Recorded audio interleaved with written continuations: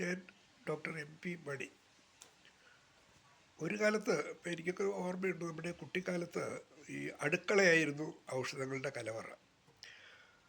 ഔഷധങ്ങൾ എന്ന് വെച്ചാൽ നമ്മൾ നിത്യോപയോഗ സാധനങ്ങൾ ഈ ആഹാരത്തിന് ഉപയോഗിക്കുന്ന ഉലുവ മുതൽ ഒരുപാട് കാര്യങ്ങൾ, ഇഞ്ചി, ചുക്ക്, വെളുത്തുള്ളി എല്ലാം ഔഷധ മൂല്യങ്ങളുള്ളതാണ്. അതുപോലെ തന്നെ ഓരോ വീടുകളോടും അനുബന്ധിച്ച് ഈ പറമ്പ് കൂടുതലുണ്ടായിരുന്നു, സ്ഥലം കൂടുതലുണ്ടായിരുന്നു. ചിലപ്പോൾ 2 ഏക്കർ 3 ഏക്കറൊക്കെ സ്ഥലം ഉണ്ടായിരുന്നു. ഈ പറമ്പിൽ മുഴുവൻ ഒരുപാട് വൃക്ഷങ്ങളുണ്ടായിരുന്നു. ഈ വൃക്ഷങ്ങളുടെ കൂട്ടത്തിൽ ഔഷധ മൂല്യമുള്ള ഒരുപാട് വൃക്ഷങ്ങളുണ്ടായിരുന്നു. ഉദാഹരണത്തിന് കൂവളം.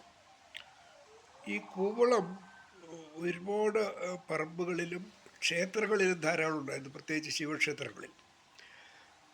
ഈ അമ്പലങ്ങളിലൊക്കെ ഈ ഭക്തന്മാർക്ക് കൊടുക്കുന്ന തീർത്ഥത്തിൽ ഈ കൂവളത്തിൽ ഒരു വലിയ ഘടകമായിരുന്നു. കൂവളം, തുളസി, തെച്ചി, ഇങ്ങനെ കുറേ കാര്യങ്ങളുണ്ടായിരുന്നു. അപ്പോൾ എവിടെ പോയാലും ഔഷധമൂല്യം ധാരാളമായിരുന്നു, വീട്ടിലായാലും പറമ്പിലായാലും പുറത്തായാലും എല്ലാം. ഇന്നിപ്പോൾ ചിത്രം മാറി. അന്ന് രോഗം വരുമ്പോൾ ഇതുപോലെ ഈ മൾട്ടി സ്പെഷ്യാലിറ്റി ആശുപത്രികളോ രോഗനിർണയത്തിന് ഇന്നത്തെ പോലെ യന്ത്ര സംവിധാനങ്ങളോ ലബോറട്ടറി സംവിധാനങ്ങളോ ഒന്നും ഉണ്ടായിരുന്നില്ല. അന്ന് കുറേ നാട്ടുവൈദ്യന്മാർ, പൂജാരി വരെ, മന്ത്രവാദി, കോമരം ഇവരൊക്കെ ചികിത്സിക്കുമായിരുന്നു. അപ്പോൾ കുറേയൊക്കെ മന്ത്രവാദം എന്ന് വെച്ചാൽ ചരട് ജപിക്കുക, കെട്ടുക, പിന്നെ ഉഴിഞ്ഞുകളയുക എന്നൊക്കെ പറയുന്ന ചില പരിപാടികളുണ്ട്. അതൊക്കെ മനഃശാസ്ത്രപരമായി ഫലപ്രദമായിരുന്നു. പക്ഷേ അന്നത്തെ ഔഷധ മൂല്യം എന്ന് പറയുന്നത് ഈ കഷായം വെച്ച് കുടിക്കലായിരുന്നു പ്രധാനമായിട്ട്. അന്ന് ഇതുപോലെ ആയുർവേദ ബിരുദധാരികളോ ബിരുദാനന്തര ബിരുദധാരികളോ ഒന്നും കാര്യമായിട്ടുണ്ടായിരുന്നില്ല. പക്ഷേ ഈ നാട്ടിൽ കുറേ പാരമ്പര്യ വൈദ്യന്മാരുണ്ടായിരുന്നു.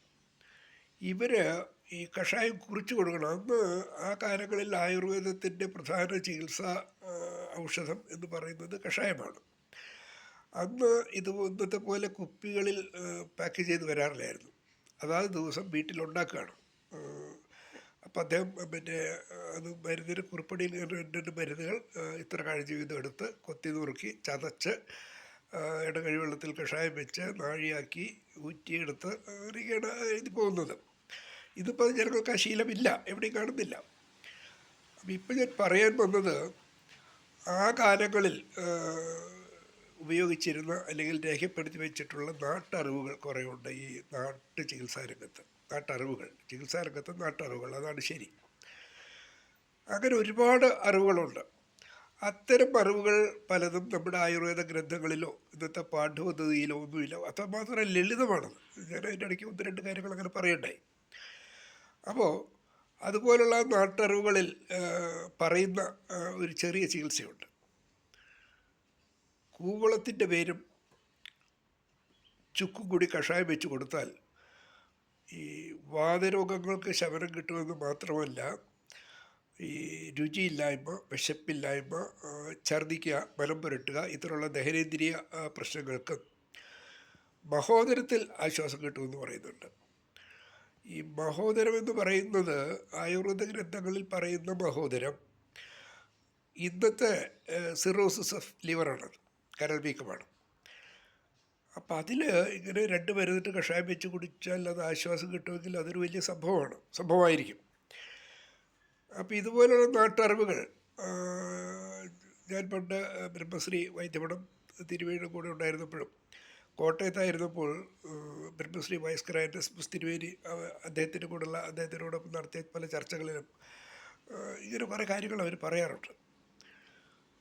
അത് ഇതിലേക്ക് നമ്മൾ ശാസ്ത്രീയമായി ചിന്തിച്ചാൽ ഈ കൂവളത്തിനകത്ത് ഒരുപാട് ഈ ഔഷധ മൂല്യമുള്ള രസതന്ത്രമുണ്ട്, കുറേ ആൽക്കലോയിഡ്സ് ഉണ്ട്. ഇത് നമുക്ക് മനസ്സിലാക്കാൻ കഴിഞ്ഞിട്ടുള്ളതാണ്. നീർക്കെട്ടിനെ കുറയ്ക്കാനും ഈ ശരീരത്തിലെ വിഷാംശം കളയാനൊക്കെ ഇതിന് ശേഷിയുള്ള കുറേ ആൽക്കലോയിഡ്സ് ഇതിനകത്തുണ്ട്. നമ്മുടെ ബില്ലാതി ഗുളിക വിഷത്തെ ശമിപ്പിക്കാൻ നല്ലതാണ്. അതിൽ ആദ്യത്തെ ഘടകം കൂവളമാണ്. ബില്ലും എന്ന് പറയുന്നത് കൂവളമാണ് സംസ്കൃതത്തിൽ. അതുപോലെ ചുക്ക്. ഇപ്പോൾ ഇഞ്ചി ശരീരത്തിലെ നീർക്കെട്ട് കുറയാൻ ഏറ്റവും ഫലപ്രദമാണെന്ന് പരീക്ഷണസിദ്ധമായി തെളിയിക്കപ്പെട്ടിട്ടുണ്ട്, മനസ്സിലായിട്ടുണ്ട്. ഇഞ്ചി ഒടുങ്ങിയതാണ് ചുക്ക്. നമ്മൾ ചുക്കില്ലാത്ത കഷായമില്ല എന്ന് പറയാറുണ്ട്.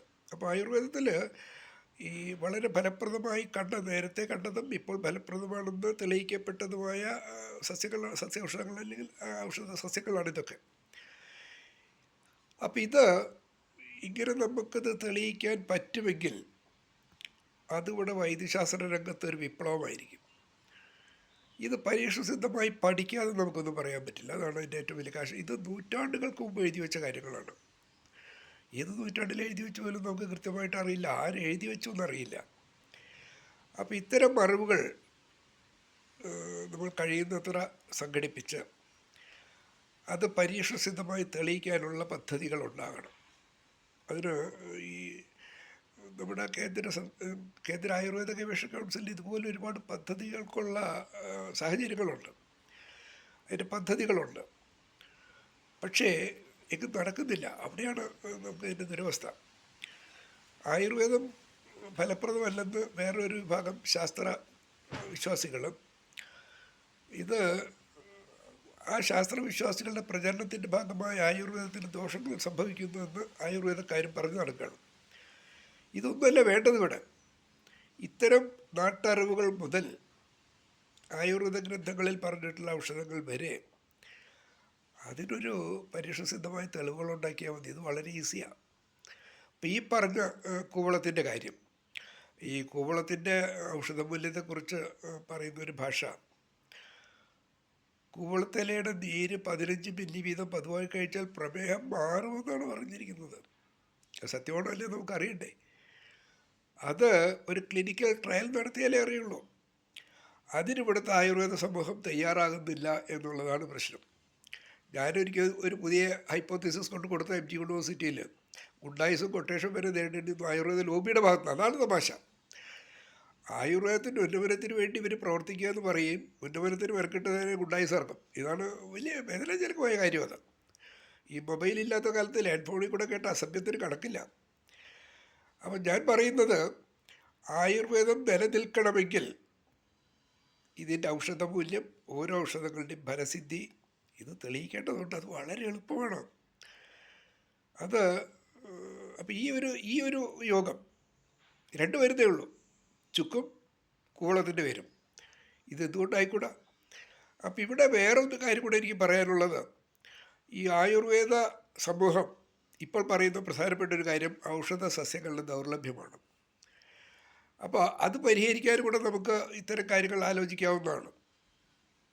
നമ്മുടെ പറമ്പുകളിൽ കുറേ ഔഷധ സസ്യങ്ങൾ, വൃക്ഷങ്ങൾ വെച്ച് പിടിപ്പിക്കാം.